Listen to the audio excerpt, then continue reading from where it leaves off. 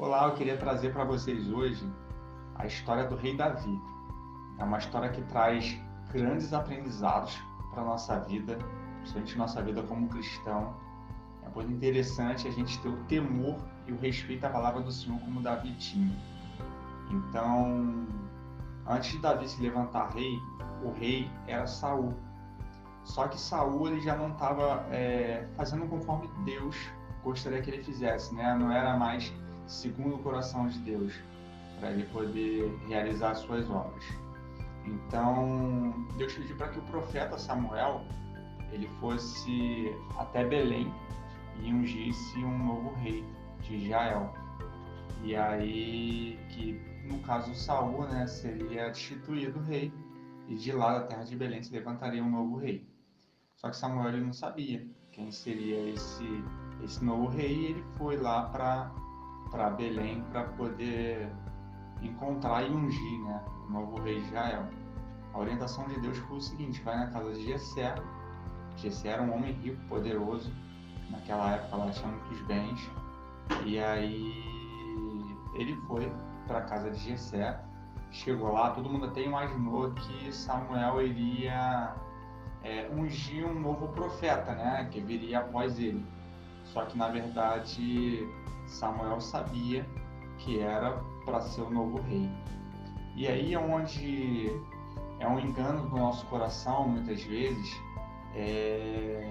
a gente se ligar à questão da aparência das pessoas. Por quê? Porque Jessé ele tinha 8 filhos. Então quando ele chegou lá na casa de Jessé, que ele chamou para o sacrifício e tudo, Jessé chamou seus filhos, Jessé chamou 7 filhos, ficou faltando um filho, né? E aí chegou o primeiro filho que passou, e na hora que o primeiro filho de Jessé chegou, ele era de alta estatura, forte, era um guerreiro da guarda de Israel. Então Samuel já imaginou, é esse aqui que é a pessoa que eu vou ter que ungir, o filho de Jessé que eu vou ungir é esse aqui. Só que olha o que aconteceu. Em 1 Samuel 16, capítulo 7, está dizendo assim: porém o Senhor disse a Samuel, não atente para a sua aparência, nem para a grandeza da sua estatura, porque eu tenho rejeitado. Porque o Senhor não vê como vê o homem, pois o homem vê o que está diante dos seus olhos, porém o Senhor olha para o seu coração. Então, não fique intimidado e imaginando que você não é merecedor, que você não tem condições, que você não é capacitado para aquilo, porque Deus ele não escolhe quem é capacitado. Deus ele capacita quem ele escolhe. Então, não importa se você é o menor, Deus escolhe o menor da casa. Então, não se sinta desprivilegiado, não se sinta desfavorecido, destacado. Se Deus tiver que te escolher, ele vai ser a tua escolha, vai ser você, a escolha de Deus vai ser você de acordo com o teu coração. É isso que ele vai sempre sondar na tua vida. E aí, em 1 Samuel 16:11, tá aqui, ó: disse mais Samuel a Jessé: acabaram-se os moços? E disse: ainda falta o menor que está apacentando as ovelhas. Disse, pois, Samuel a Jessé: manda chamá-lo, porquanto não nos assentaremos até que ele venha até aqui. Então, ficaram esperando, e aí chegou Davi. E realmente era o que a gente comentou. Davi ele era o menor da casa, ele era franzino, ele era o mais novo, ele não tinha estatura. A olhos, a gente não conseguia enxergar em Davi os requisitos, vamos dizer assim, né? As características para ser um rei, para ser ungido ali. Só que é onde a gente se engana. Porque, como eu disse anteriormente, Deus ele olha o teu coração. Ele não analisa a sua estatura, como você faz, o que você é. Ele analisa se o seu coração é temente à palavra dele. Então isso é muito importante. É você sempre seguir realmente aquilo que Deus quer, que Deus planeja para a tua vida, né? São coisas sempre boas. E aí o seu coração ele precisa estar cheio da bondade do Senhor, né? De características realmente que te inclinam para temer a tua palavra, para poder seguir o teu mandamento, seguir o desejo do Senhor na tua vida. Então isso é uma coisa muito importante. 1 Samuel 16:13. Então Samuel tomou o chifre de azeite e ungiu no meio dos seus irmãos. E desde aquele dia em diante o Espírito do Senhor se apoderou de Davi. Então Samuel se levantou e voltou para Ramá, que era onde ele vivia, né? E aí a gente observa que primeiro que foi o menor da casa, que foi escolhido.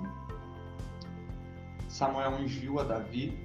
O Espírito Santo tomou a vida de Davi ali, então ele sempre seguia a partir daquele momento, segundo realmente a ação do Espírito Santo na vida dele. E olha que interessante, o rei daquela época era Saul. E começou, a partir daquele momento, espíritos ruins, né, espíritos maus, tomarem Saul e ficarem perturbando, incomodando ele a todo momento. E aí acabou que ele sempre queria que alguma pessoa fosse escolhida que tocasse harpa para poder fazer com que o espírito mal saísse dele. E ele não conseguia ninguém. Aí imagina quem foi a pessoa que foi escolhida para poder tocar harpa lá para Saul, para poder tirar o espírito mal. Ele jamais imaginaria. Então, dos 8 filhos de Jessé, o que foi ungido foi Davi.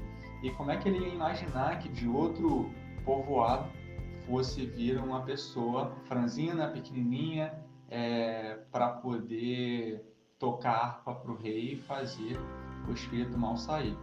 E a partir desse momento que Davi começou a ter um pouco de notoriedade, né? Ele começou a fazer parte lá do convívio com o rei. Sempre que o rei necessitava, ele estava ali. Ele tinha os irmãos dele que faziam parte da guarda real, então acaba que ele tinha uma circulação. E aí eu queria trazer até para você um testemunho, para vocês verem que realmente, quando Deus ele abre a porta para você, cara, você até imagina que não teria condições, não seria o escolhido, não seria você, mas Deus ele age assim. E quando ele age, é para abençoar a sua vida. Tem um rapaz que ele tinha aí por volta de uns 25 anos, mais ou menos. Ele estava desempregado e ele foi fazer uma entrevista para uma empresa multinacional. E o mais engraçado é que ele não sabe como ele enviou o currículo para poder participar desse processo seletivo. E aí, quando ele chegou lá no processo seletivo para poder fazer, ele entrou numa sala, que era a primeira sala da dinâmica, né? Então eram mais de 50 pessoas, era muita gente que tinha nessa sala para poder participar do processo. E aí, nessa primeira etapa, ele tinha que fazer uma apresentação pessoal dele. Então ele ia falar dele, o que ele faz, o que ele tem de formação, as experiências que ele teve. E aí muitas pessoas, né, tinham pessoas que eram graduadas, pós-graduadas, tinham muita experiência, pessoas que já viveram fora do país, de mais idade, menor idade. E ele era um jovem, que ele não tinha graduação, não tinha formação, não falava outras línguas, enfim, não era uma pessoa capacitada para poder realmente ter aquela vaga ali.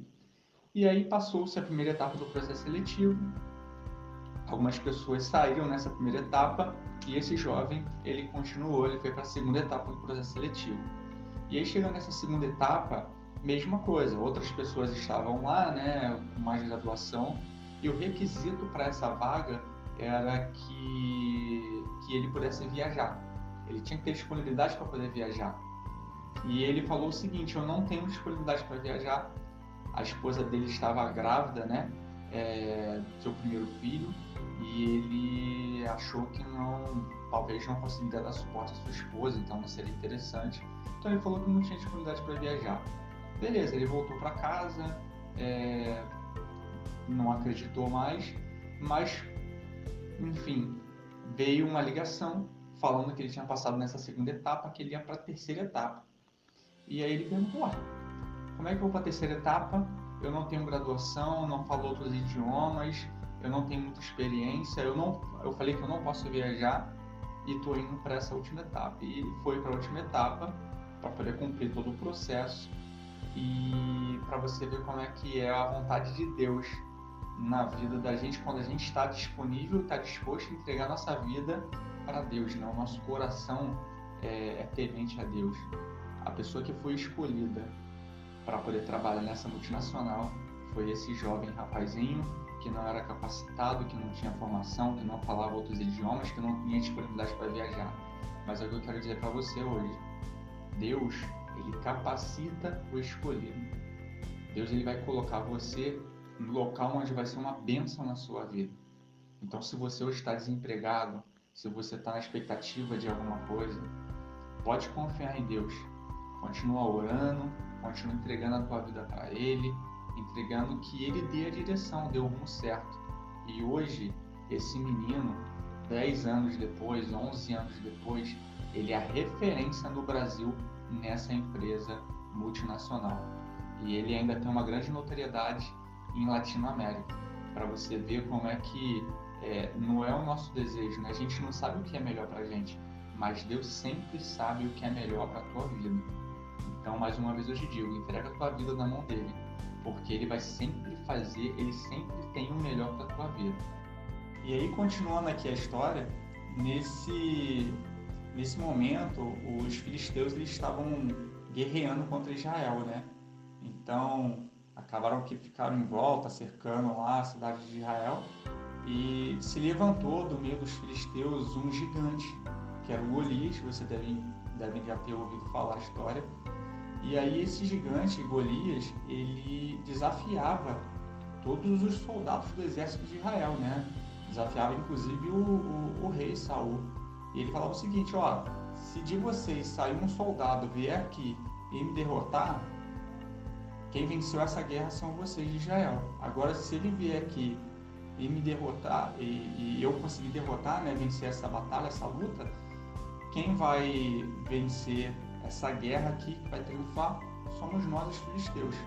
Então, em 1 Samuel 17, 4 a 5, diz o seguinte, então saiu do arraial dos filisteus um homem guerreiro, cujo nome era Golias, de Gate, que tinha de altura 6 côvados e 1 palmo, trazia na cabeça um capacete de bronze e vestia uma couraça de escamas, e era o peso da couraça de 5.000 ciclos de bronze.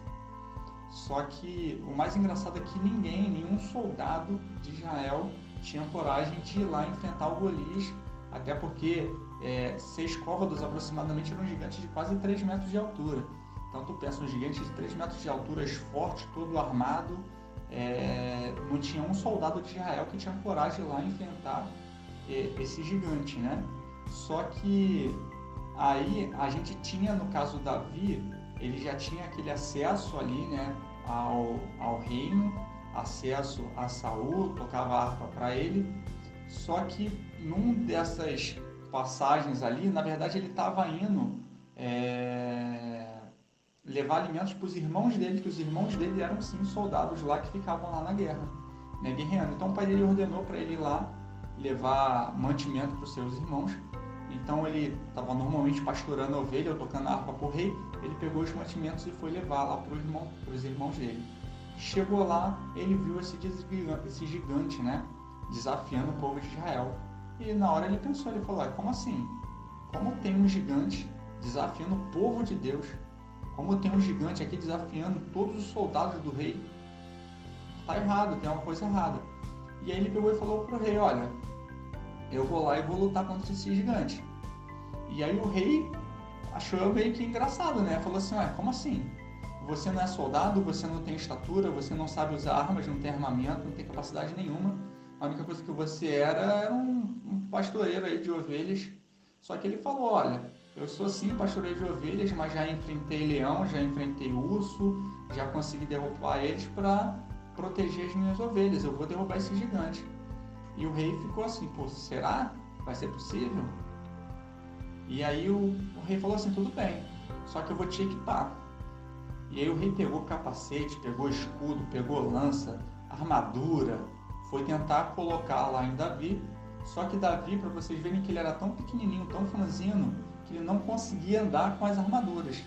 Quando botou em cima dele aquele peso todo, ele não conseguia se locomover. Ele falou, como é que eu vou enfrentar o gigante se eu não consigo nem andar com essa armadura aqui? Eu não vou usar ela. E aí, 1 Samuel 17:40, e tomou o seu cajado na mão, e escolheu para si 5 cestos de ribeiro, são 5 pedras que tinha lá no ribeiro, né? E pô-los no alforje de pastor que trazia, no surrão, e lançou mão da sua funda. Ou seja, a funda é tipo aquele estilingue, vamos dizer assim, que você usa para poder lançar pedras. e ele usava justamente para poder afastar os animais que estavam querendo pegar as suas ovelhas. E foi e aproximou-se do Golias. E aí, mais uma vez, olha só, você vai para uma guerra, você não é guerreiro, você não tem armas, você não tem armadura e você nem sabe usar. Como que você vai ganhar essa guerra? Aí que está a questão, a grande questão. Davi tinha do lado dele o rei de Israel, que não é Saul, é o rei dos reis. Ele tinha do lado dele Deus. Deus estava do lado de Davi. Deus estava com Davi. Davi estava tomado pelo Espírito Santo quando ele deu essa ordem que ele ia lá para poder enfrentar o gigante. Ou seja, Deus ele escolhe o menor da casa. Deus escolhe aquela pessoa que é a menos provável. E Deus usa de armas que ninguém usa, não são armas tradicionais. Deus ele é assim, ele age quando ele quer, ele age como ele quer, ele age com quem ele quer. E eu te pergunto, você quer ser uma escolha de Deus? E aí, qual é a sua decisão? Você quer vencer? Você quer lutar com armas não tradicionais, mas conseguir a vitória? Você quer ser um improvável? Você que se acha desfavorecido, desprivilegiado? Você tem condições de sair vitorioso? Porque quem te dá essa vitória é Deus, não é o homem, não é sua mão, é Deus. Deus que está aí. E aí, ele foi lá. Quando ele chegou, aconteceu a mesma coisa. Quando ele chegou na frente do gigante Golias, ele olhou para ele e falou: você vai me enfrentar assim, sem espada, sem armadura, sem capacete, com essas pedras na mão, aí no teu estilingue? E olha o que Davi falou. Davi, porém, disse ao filisteu: tu vens a mim com espada e com lança e com escudo. Porém, eu vim a ti em nome do Senhor dos Exércitos, o Deus dos Exércitos de Israel, a quem você tem afrontado. E aí Davi foi lá,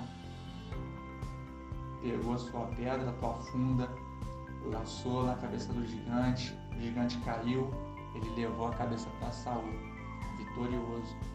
E a partir desse momento, Davi ganhou grande notoriedade. Ele desafiou o gigante, ele venceu o gigante, ele venceu a batalha, e ele não teve lança, não teve escudo, ele teve só Deus ao lado dele. Nenhuma arma convencional, foi com pedrinhas para poder matar o gigante. E o mais engraçado é que o povo de Israel, ele meio que começou a idolatrar Davi, né? E aí teve até as mulheres lá do reinado falando que Davi tinha vencido milhares, que ele era o grande vencedor, e isso incomodou muito Saul, que era o rei, que inclusive admirava muito também Davi, mas ele começou a meio que invejar e meio que se entristecer e ficar furioso, porque ele começou a observar que Davi estava começando a ter uma ascensão muito grande dentro do reino dele, ao ponto talvez de ele perder o reinado dele não conseguir, por exemplo, passar o reinado para os filhos dele, né? Que estavam ali. Então a vontade dele era o seguinte: quando eu sair daqui, meu filho tem que continuar. Ele tinha alguns filhos, então o pensamento dele era esse. Agora, se Davi continuasse com essa ascensão, quem ia ganhar o trono ali seria Davi. Mas essa era a vontade do Senhor. Então não adiantava o que Saul fosse fazer contra Davi, não ia ter jeito. Davi ele era ungido por Deus, ele era conduzido pelo Espírito Santo. Então, mesmo que Saul fizesse alguma coisa, atentasse contra a vida de Davi, Deus sempre dava para ele o livramento, porque Davi era um homem segundo a vontade de Deus. Deus estava do lado de Davi. Então, qualquer batalha que ele entrasse, ou que ele fosse a ter, ele ia sair vitorioso, porque Deus estava do lado dele.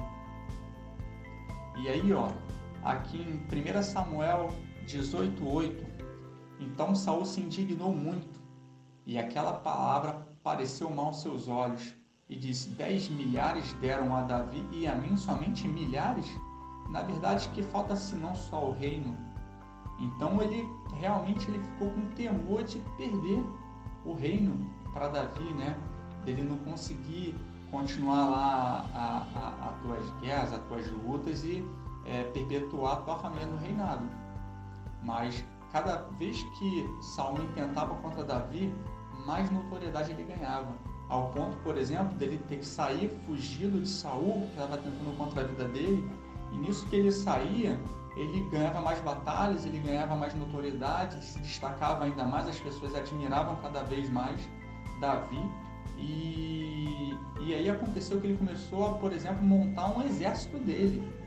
Davi começou a treinar, começou a se destacar, montou um exército inclusive improvável, de pessoas de povoados em volta, começou a ganhar reinos ali em volta, e tudo isso sempre incomodava muito Saul, até que ele, após Saul sair do reino, quem entrou para poder ser rei? Davi, que era justamente o que ele temia. Mas é aquilo, Saul, ele parou de seguir a vontade de Deus, os desejos que Deus tinha, né? A direção de Deus. E Davi era o contrário. Davi só fazia aquilo que era a vontade do Senhor na vida dele e no reino que ele ia assumir. E a partir de então ele realmente virou rei de Israel. Então ele foi rei das 12 tribos. Olha, como é que pode, né? Como é que Deus faz na nossa vida.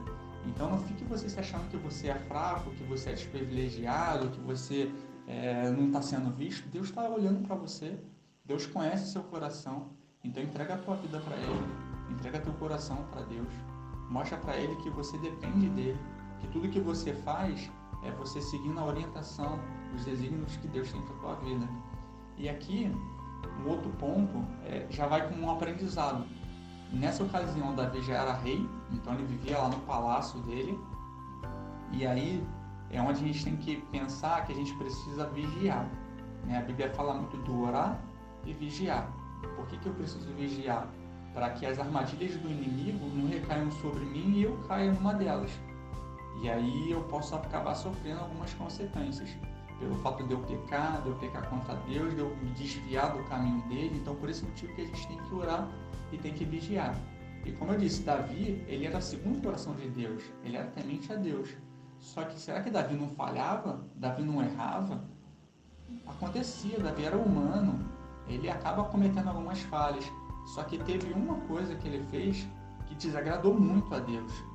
Que Deus se entristeceu muito do que ele fez. E aí, no capítulo 2 de Samuel, 2 Samuel 12, 8, 9. E te dei a casa de teu Senhor, as mulheres de teu Senhor, em teu seio também dei a casa de Israel e de Judá, e se isto é pouco, mais te acrescentaria tais e tais coisas. Por que, pois, desprezaste a palavra do Senhor, fazendo mal diante dos seus olhos? A Urias, o Eteu, feriste a espada, e a sua mulher tomaste por tua mulher, e a ele mataste com a espada dos filhos de Amon. Aí foi o grande erro que Davi teve. E isso muito que é a questão da cobiça, né, do adultério, vamos dizer assim. Por quê? Ele estava no reino. Eu falei para vocês que as mulheres lá do reino, depois que ele venceu o gigante Golias, vinham cantando que Davi venceu 10 milhares e Saul venceu milhares. Então, como se estivesse idolatrando mesmo, né? Davi, ou seja, ele tinha todas as mulheres, a mulher que ele queria, admiravam ele, então ele poderia ter qualquer uma delas. Só que ele estava no palácio e de repente viu Batseba, e ele viu ela como uma mulher muito formosa, muito bonita, e ele quis conhecer Batseba. E aí chamou um soldado, perguntou quem era aquela mulher, ele falou que era a mulher de Urias, né, que era um dos soldados lá, de um dos vilarejos, e ele mandou que ela viesse. Ele foi lá, como diz a Bíblia, entrou nela, e aí acabou que engravidou Batseba. Mas quando ele entrou, ele pensou o seguinte: olha, o que eu vou fazer? Eu vou pegar Urias, que é o marido dela, ele está guerreando aqui, né, com os outros soldados, eu vou fazer com que ele volte para a casa dele, para a mulher dele, para ele poder ter lá relações com ela, enfim, e achar que o filho era dele. E aí ele chamou lá Urias e falou: Urias, você não precisa ficar aqui mais nas tendas com os soldados, vai para tua casa. Aí, não, senhor, não vou para minha casa, eu não acho certo os soldados estarem aqui guerreando, o povo de Israel está aqui guerreando, e eu vou para minha casa, tá errado. Ele: não, eu estou dando uma ordem, você vai para tua casa. E aí Urias desceu. Quando desceu, Urias não foi para casa, ele continuou nas tendas ali guerreando, não saiu. E aí um soldado fez Davi saber que Urias estava ali naquelas tendas. Aí Davi mandou mais uma vez chamar Urias. Falou, chama aqui Urias. Preparou um banquete com muita bebida, embebedou Urias. E aí, imaginou ele, né? Ele vai se embebedar. Quando ele estiver bêbado, ele vai voltar para casa dele. Só que aí ele pegou, embebedou, ele desceu, em vez dele ir para casa, ele ficou junto com os soldados mais uma vez, dormiu lá nas tendas, não foi para casa dele, continuou ali. Aí Davi ficou sabendo mais uma vez. Então, assim, tudo que Davi estava fazendo era para tentar encobertar um erro que ele cometeu, uma falha. Ao invés dele assumir, dele reconhecer que ele errou, pedir perdão, não, ele queria encobrir esse erro. E não parou por aí. Urias continuou ali. Ele falou, olha, eu vou ter que fazer alguma coisa. Chamou o capitão da guarda dele e falou, ó, pega Urias, coloca na linha de frente de batalha para ele ser ferido e morto. E ele deu essa ordem. E ele foi para a linha de frente, se feriu, morreu na batalha. E aí o que Davi fez? Foi lá, pegou Batseba, trouxe para o reinado dele e fez dela a mulher dele. Ou seja, ele tentou encobertar. Só que nada é oculto aos olhos de Deus. Não adianta você achar que você está escondendo da sociedade, da tua esposa, da tua mãe, do teu filho, algum erro, que diante de Deus nada é oculto. Deus sabe de tudo, Deus vê tudo. E ele estava fazendo um erro. Então eu vou trazer ela aqui para o meu palácio e ela vai ver comigo, vai ser minha mulher, eu vou estar fazendo uma coisa boa. Então, para as outras pessoas, talvez isso fosse bom, mas para Deus não era, porque Deus sabia o que ele tinha feito, sabia os pecados que ele havia cometido. Só que aquilo que a gente falou, Davi, ele era segundo o coração de Deus, ele era temente a Deus, ele respeitou, mas ele, em um determinado momento, ele cometeu um erro, ele deixou de acompanhar, de vigiar, né, de orar, em algum momento ele foi falho. E aí o que aconteceu? A mulher Batseba teve realmente o filho de Davi, só que o filho de Davi nasceu muito doente, teve problemas, e aí Davi começou a pensar, né, será que foi o meu erro? Provavelmente, né, foi o meu erro, foi o que eu cometi, e aí ele começou a fazer o quê? Ele começou a orar, ele começou a jejuar, pediu perdão a Deus, ele fez todo o processo, só que não teve jeito, o filho dele morreu com Batseba, e ele estava até preso, né? Estava no quarto fechado, não saía, isolado, jejuando e orando. Quando ele recebeu a notícia que o filho dele morreu, ele pegou e falou, olha, acabou, tirou suas vestes, se banhou, saiu, e aí os soldados até estranharam, né? Falaram assim, olha, enquanto teu filho estava doente, você estava trancado, jejuando e orando. Agora teu filho veio óbito, você pegou e saiu. Aí ele pegou e falou, mas do que adianta agora eu ficar jejuando, trancado, orando, se meu filho se foi? Meu filho morreu, não tem mais o que fazer. E aí ele pegou e voltou, mas é aquilo, ele se arrependeu daquilo que ele fez. E eu volto a dizer para vocês mais uma vez, Deus, ele conhece o seu coração. Então ele vai saber se o seu coração realmente é quebrantado, se realmente você está arrependido do teu pecado e você quer ter uma vida diferente, você quer se santificar. Então a decisão é tua. Você quer viver escondendo o teu pecado dos outros, ou você quer reconhecer que você errou, pedir pecado a Deus e a partir daquele momento é nova criatura, é vida nova, acabou, o que foi já foi, as coisas velhas já não voltam mais. Então assim, a gente observa que nessa história de Davi tem muitos aprendizados, né? O menor da casa, a capacidade que Deus deu para ele, o arrependimento, aconteceu sim o pecado, a fraqueza, mas ele reconheceu, ele pediu perdão, enfim, é tudo isso que a gente tem que levar de aprendizado para a nossa vida. E olha que legal, Deus, ele é tão misericordioso que mesmo depois disso, dele ter cometido essa falha, Deus ainda deu para ele mais um filho com Batseba. E esse filho que ele teve, nada mais é de quem? Salomão. Então, olha, Salomão, também um servo do Senhor, de grande notoriedade na Bíblia, importantíssimo. Então, o que eu quero dizer para você é o seguinte, seja temente a Deus, ande segundo a tua vontade, seja correto, tenha um coração bom, misericordioso, porque Deus ele é cheio de misericórdia para a nossa vida. E você vai ter grandes coisas, certeza. Aquele teu sonho, aquilo que você quer, se realmente for a vontade de Deus para a tua vida, você vai conseguir. E Deus ele sabe sempre o que é o melhor para a nossa vida. Muitas vezes a gente acha que o melhor é uma determinada coisa. Deus sabe o que é melhor para você. Então, continue orando, continue vigiando, continue seguindo a vontade de Deus e entenda que o tempo de Deus é o tempo que tem que ser.